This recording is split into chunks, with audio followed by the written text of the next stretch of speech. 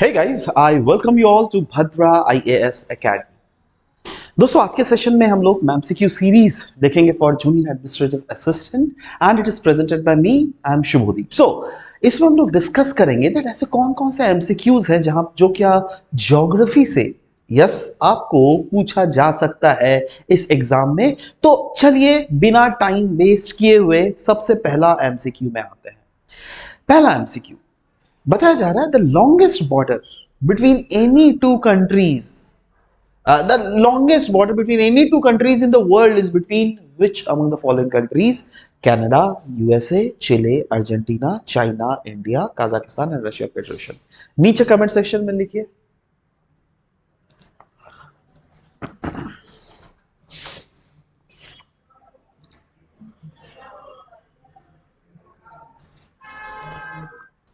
Yes, so it is option number A, Canada and the United States of India. क्योंकि अगर मैं दुनिया का मैप देखूं, just see this world map, हर दो कंट्रीज के बीच में बॉर्डर है, जिसमें यूएसए और कनाडा के बीच में भी बॉर्डर है। बट यहाँ पे बहुत बड़ा बॉर्डर है। क्यों? क्योंकि एक तो ये वाला बॉर्डर है, ये रेड लाइन वाला बॉर्डर जो आप देख रहे हैं, साथ ही साथ कनाडा इधर भी यूएसए, अलास्का, वहां पर भी तो एक लंबा सा बॉर्डर है ना। तो ये दोनों बॉर्डर को हम लोग काउंट करके ये दुनिया का सबसे लंबा बॉर्डर बनाता है between any two countries, right. उसी का मैंने इस पीडीएफ में एक्सप्लेनेशन भी प्रोवाइड किया हुआ है, where you can clearly go through is that the border अगर देख लीजिएगा between Canada and USA, it is the longest, right. क्योंकि और इस पूरे बॉर्डर के अलॉन्ग अलग अलग ज्योग्राफिकल फीचर्स आपको देखने को मिलते हैं, जिसमें rivers, lakes, forest, mountain ranges and what not, all these things are found. और भी कुछ कुछ इंपॉर्टेंट बॉर्डर्स है दोस्तों, और उसके नाम है जो कि क्लियरली आपको मेंशन किया गया है, right. For example Radcliffe line किसको बोलते हैं, 38th parallel, McMahon line, Maginot line, right, Oder Neisse line, right. तो ऐसे कुछ कुछ इंपॉर्टेंट है just for your reference perspective, क्योंकि अगर आप प्रिपरेशन कर रहे हैं, so yes there high probability of these questions coming in your exams, right. So next question में आता है, दो स्टेटमेंट बेस्ड क्वेश्चन। यहाँ पे दो स्टेटमेंट्स दिए गए हैं, आपको बताने हैं दैट इनमें से कौन सा स्टेट सही है। पहला statement, the atmosphere is heated more by incoming solar radiation than by terrestrial radiation. दूसरा है, carbon dioxide and other greenhouse gases in the atmosphere are good absorbent of long wave radiations. इसमें से बताना है कौन कौन से statements आपके सही है। देखो ये क्लाइमेटोलॉजी का क्वेश्चन है, जहां पे आपको समझना पड़ेगा दैट हमारे अर्थ को हीट कहां से मिलता है, सन से। तो जो सन से जो रेज आती है ना, उनको हम लोग इनकमिंग सोलर रेडिएशंस बोलते हैं, शॉर्ट वेव सोलर रेडिएशंस जो होती है। और धरती को टकरा के वापस एक रेडिएशन धरती से निकलती है, जिनको हम लोग बोलते हैं outgoing long wave terrestrial radiations. Now अगर हम लोग का यहाँ पर देख लीजिएगा तो क्लियरली ये दोनों के दोनों स्टेटमेंट में पहला वाला जो स्टेटमेंट है ना, ये वाला पहला स्टेटमेंट यहाँ पर रॉन्ग है। क्यों? क्योंकि atmosphere is heated more bye outgoing terrestrial radiations, ठीक है, इनकमिंग टेरेस्ट्रियल रेडिएशन से नहीं होता, इसलिए correct option is option number D, right. तो अगर देख लीजिएगा अर्थ में रेडिएशंस जो आती है शॉर्ट वेव के फॉर्म में, ये तो आराम से घुस जाती है, बट ये जब निकलती है ना तो हमारा एटमॉस्फेयर इसको 100% निकलना नहीं देता है, राइट। क्योंकि हमारे एटमॉस्फेयर के जो atmosphere gases and dust particles के मॉलिक्यूल्स है, वो इसको कैप्चर करके गर्म हो जाता है, ठीक है। चलो next question, consider the following statement, है ना। यहां पे आपको pyroclastic debris, ash and dust, nitrogen compound, sulphur compounds. Now यहां पे बोला जा रहा है दैट इनमें से कितने compound are the product of volcanic eruption. कभी भी वोल्केनिक इरप्शंस जब भी होता है तो इनमें से कितने सारे कंपाउंड्स बाहर में निकलते हैं, राइट। एक कोई इनमें से कोई एक कंपाउंड, ओनली टू, कोई दो कंपाउंड, ओनली ओनली थ्री, मतलब कोई भी तीन कंपाउंड, या फिर चारों के चारों कंपाउंड। बताइए आंसर इसका क्या है। यस एब्सोल्युटली चारों के चारों compound, that is D is the correct answer, right. क्योंकि अगर देख लीजिएगा वोल्केनो कहीं पर भी होता है, वो वोल्केनो दो तरीके का होता है, एक डाइवर्जेंट प्लेट बाउंड्रीज के अलाउंग, एक कन्वर्जेंट प्लेट बाउंड्रीज के अलाउंग। और यस इस टाइप के सारे ये कंपाउंड्स है जो कि आपको दिया हुआ, और इसका सोर्स कहां से है, एनसीईआरटी फंडामेंटल ऑफ फिजिक्स का अगर चैप्टर देख लीजिएगा, जिसमें इंटीरियर ऑफ अर्थ वाला चैप्टर है, वहां पे क्लियरली मेंशन किया गया, राइट। नेक्स्ट नेक्स्ट क्वेश्चन है आपका रिवर सिस्टम से लेकर, रिवर सिस्टम्स, रिवर सिस्टम्स में हम लोग को समझना पड़ेगा दैट ओवरऑल कितने सारे रिवर सिस्टम्स होते हैं, right. Major predominantly 3 major river system है, हिमालयन रिवर सिस्टम, वैसे तो सदर्न इंडियन स्टेट में भी many river systems are there, but यहाँ पर जो है, यहाँ पे गंगा रिवर सिस्टम से क्वेश्चन है और गंगा के ट्रिब्यूटरीज दिया गया है जिसको आपको बोला गया है वेस्ट टू ईस्ट, आप ट्रिब्यूटरीज को लगाइए। तो इसका बताइए तो करेक्ट आंसर क्या है? West to east, east to west नहीं, वेस्ट टू ईस्ट, मतलब आपका गुजरात वाले साइड से राजस्थान वाले साइड से आपका वेस्ट बंगाल वाले साइड तक का, right, west to east, right, वही बताया ना, downward down stream of Prayagraj from west to east.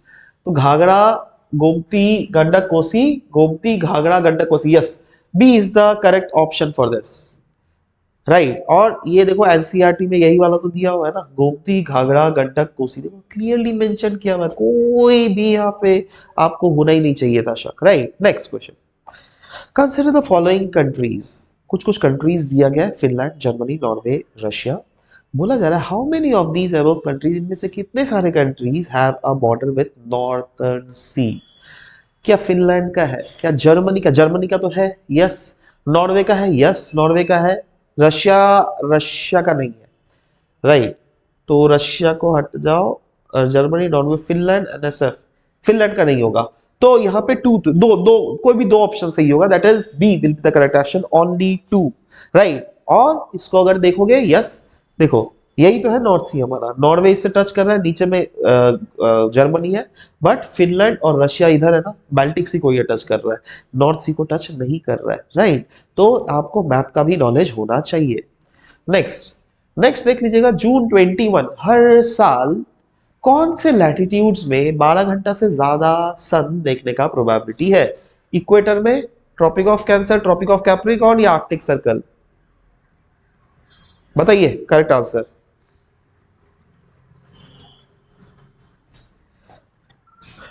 Yes, correct answer is option number D, 2 और 4, क्योंकि ट्रॉपिक ऑफ कैंसर और आर्कटिक सर्कल के ऊपर के रीजन में ही, क्योंकि देखो 21 जून को जो है ना सन ट्रॉपिक ऑफ कैंसर के ऊपर आ जाता है, राइट। तो वहां पर तो 12 घंटा से ज्यादा हम लोग को सन दिखेगा ही, पर साथ ही साथ आर्कटिक सर्कल्स भी एक ऐसा जोन होता है जहां पे हम लोग को 12 घंटा से ज्यादा सन दिखेगा। सो इसका correct answer is option number D. I hope that I'll do one thing, I'll provide you with PDF, right? Just ask the concerned team, they will be sending you the PDF, या फिर उसका नीचे link दे डाल दिया जाएगा, you can download it from there as well, जिससे कि आप अपने आप को रिवीजन कर सके, राइट। नेक्स्ट, यहाँ पे कुछ कुछ स्टेटमेंट्स दिए गए हैं, आपको बोला जा रहा है in seismograph P waves are recorded earlier than S waves, और P waves is an individual particle vibrate to and fro in the direction of wave propagation, जहां पे एस वेव्स में vertical particle up and down. तो ये देखो यहाँ पे P waves are recorded earlier, क्योंकि पी वेव्स फास्ट मूव करती है अर्थ वेव के वेव्स में, ये बिल्कुल सही है, यस। और दूसरा भी ऑप्शन बिल्कुल यहाँ पे सही है। यहाँ पे आपको पूछ रहा है कौन से स्टेटमेंट सही है, तो yes, C, both 1 and 2 will be the correct answer.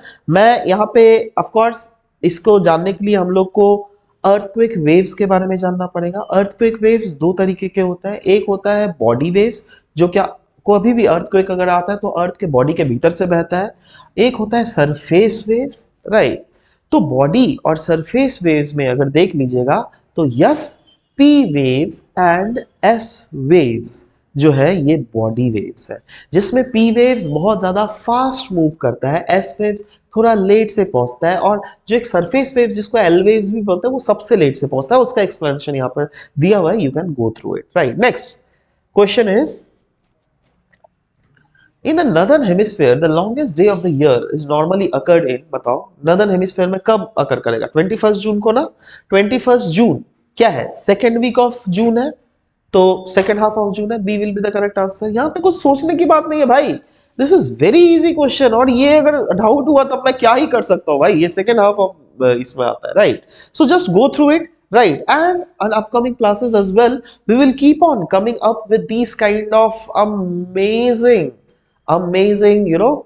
MCQs which will be taught by of course the expert faculties and P coordinative. आपको कहीं पर भी कुछ भी डाउट आए ना, do consult us. We are always there to help you up, right? So this was all about the discussion that we had for this very session. We'll be meeting in next session. Till then, bye bye, take care, and thank you guys. Thank you for listening to the whole video. Thank you very much.